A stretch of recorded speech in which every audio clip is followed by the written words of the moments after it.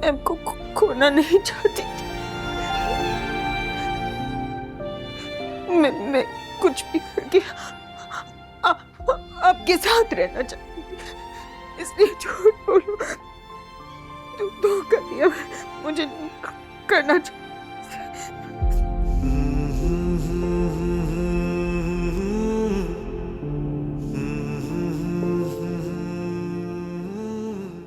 इस सच की तलाश में जाने कहां से कहां पहुंच गया, कैसे क्या हो गया। मैं जानता हूं कि रोहान हमारा बेटा नहीं है। काश काश कि तुम ये सच मुझे बहुत पहले बता चुकी होती तो इतना सब कुछ नहीं होता।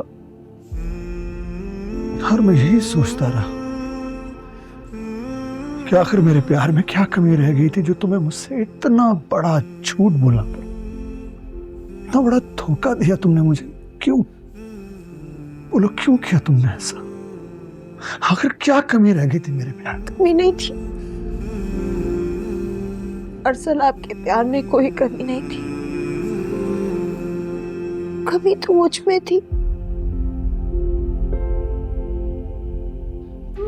मैं मां नहीं बन सकती थी।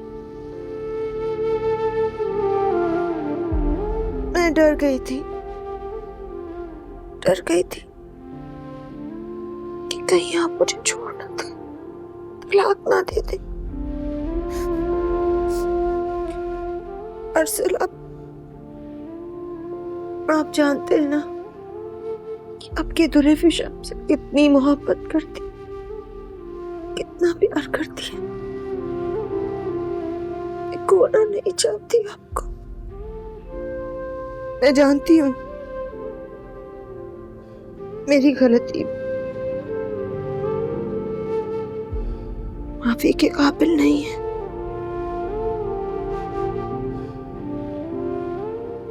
मैं जानती हूँ मैंने आपका बहुत दिल दुखाया। मेरा झूठ माफी के काबिल नहीं है।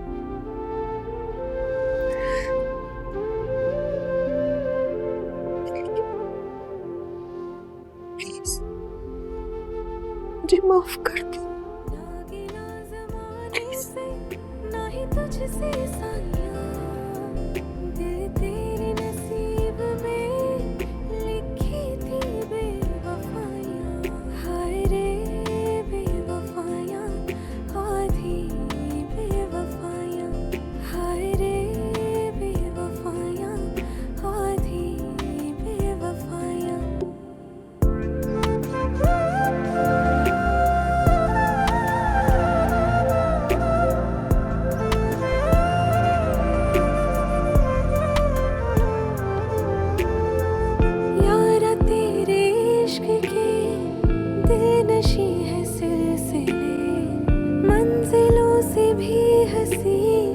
लग रहे हैं रास्ते, दिल में कोई डर नहीं, कोई भी फिक्र नहीं, साथ साथ चल रहे हैं ख्वाहिशों के काफिले।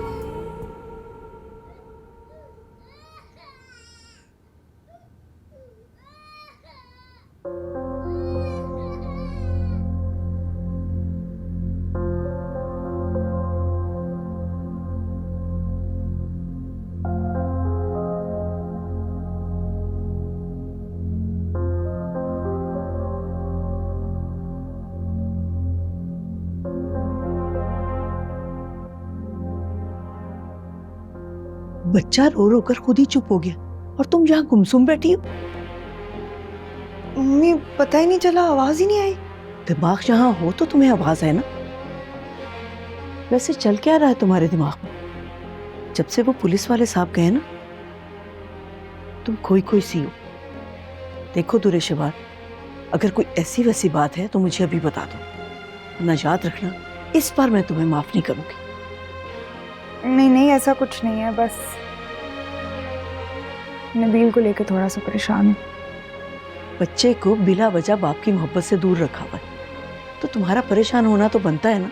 और वो असद तुमसे कभी भी शादी नहीं करेगा, समझी? जानती हूँ, वो मुझसे शादी करना भी नहीं चाहता।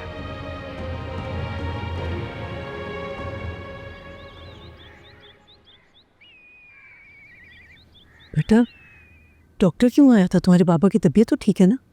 बाबा की हिम्मत जवाब दे रही है, रूहान का गम उन्हें बहुत सता रहा है। ऐसा ना कहो बेटा, देखना इंशाल्लाह एक दिन रूहान हंसता खेलता घर वापस आ जाएगा। इंशाल्लाह।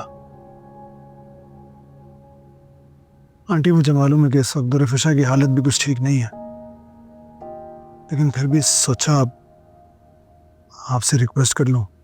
कहते हुए अच्छा तो नहीं लग रहा, लेकिन प्लीज बाबा के खाने पीने का ख्याल रखिएगा। अरे नहीं नहीं बेटा, कैसी बातें कर रहे हो? ऐसे वक्त में हम लोग काम नहीं आएंगे तो और कौन आएगा? तुम बेफिक्र हो जाओ। शुक्रिया आंटी। समझ नहीं आ रहा, वक्त गुजरता चला जा रहा है तो रूहान का कुछ नहीं पता चल पा रहा। ताहिर अंकल से पूछना तो वो यही जवाब देते हैं कि हम ढूंढ रहे हैं।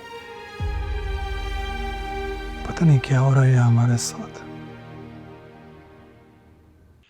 मुझे मेरी खबरी ने बताया कि मुझे पुलिस ढूंढ रही है। बिल्कुल ठीक पता है, पुलिस तुम्हें ही ढूंढ रही है, और उनके पास तुम्हारी सीसीटीवी फुटेज भी है जिसमें तुम रोहान को अगवा करके फरार हुए हो, और वो भी जिसमें तुम मुझसे मिलने आए हो। कि इन सब के पीछे तुम तो नहीं हो? मेरे घर के बाहर पुलिस खड़ी हुई है, अगर तुम पकड़े जाते हो तो तुम्हारे साथ साथ मैं भी गिरफ्तार हूँ। असद ने मुझे आखिरी ऑफर 5 करोड़ की दी है और मैं चाहता हूँ कि पैसे लेने तुम जाओ। क्यों? मैं क्यों? क्योंकि मुझे उस पर भरोसा नहीं है। वो एक बुज़दिल इंसान है, पीठ पे वार करता है। और रोहान? और रोहान को तो मैं मरते दम तक उसके हाथ नहीं आने दूंगा। उसने जो मुझे थप्पड़ मारा था ना, उसका बदला मैं ज़रूर लूँगा। सारी उम्र उसको उसकी जायदाद से मैं महरूम रखूँगा। वो एक नफसियाती आदमी है, पहले भी उसने ऐसे अगवा करने के वारदात किए हुए। बतावर मिलने के बाद लाशें मिली थी। क्या हुआ, चुप क्यों हो गई? पहले मैं रोहान से मिलना चाहती हूँ, मुझे अपना एड्रेस दो। नहीं नहीं नहीं, मैं अपना एड्रेस नहीं दे सकता तुम्हें। ठीक है, तो रोहान को अपने पास ही रखो, और भूल जाओ कि असद तुम्हें 1 रुपया भी देगा। पुलिस और असद दोनों तुम्हें ढूंढ रहे हैं, जिसको पहले मिल गए वही मार देगा। मेरी मानो, तावान की रकम पकड़ो और करोड़पति बन जाओ। ठीक है, तुम मेरा एड्रेस लिखो।